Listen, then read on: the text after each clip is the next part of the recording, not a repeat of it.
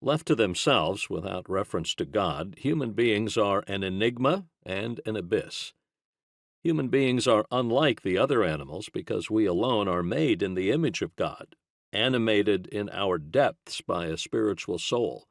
a principle of intellectual knowledge and volitional love.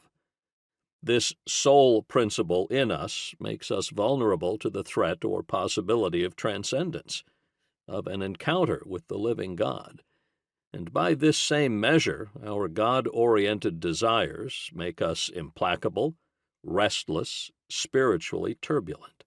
We can come to know and love God by grace, turning what is deepest and most intimate within ourselves upward into God. Without grace, however, and without a living relationship toward God, human beings typically tend to seek perfect satisfaction in a host of lower references which, however noble they may be, are incapable of resolving our existential predicament. Honor, pleasure, wealth, knowledge, friendship, family, virtue,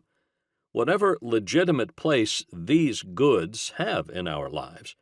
we cannot achieve an inward balance and equilibrium in the pursuit or admiration of them unless we understand them in a relational way, as relative to the almost unknown, transcendent mystery that we call God, the first principle of our origins and final end or horizon of our hopes. We can seek to insulate ourselves from this truth, to live a life that is purely reserved to the domain of the immanent frame of sensible and material realities, where God is not immediately known or detectable. We can try to live only for this world, but our inner core remains intellectually and spiritually unsatisfied by this choice. When human beings shut out God's transcendent mystery from their collective lives together, they begin to find collective meaning, their religion, we might say, in merely finite forms of hope, often colored by political ideologies, utopian cosmopolitan political life, a nationalistic or regional identity,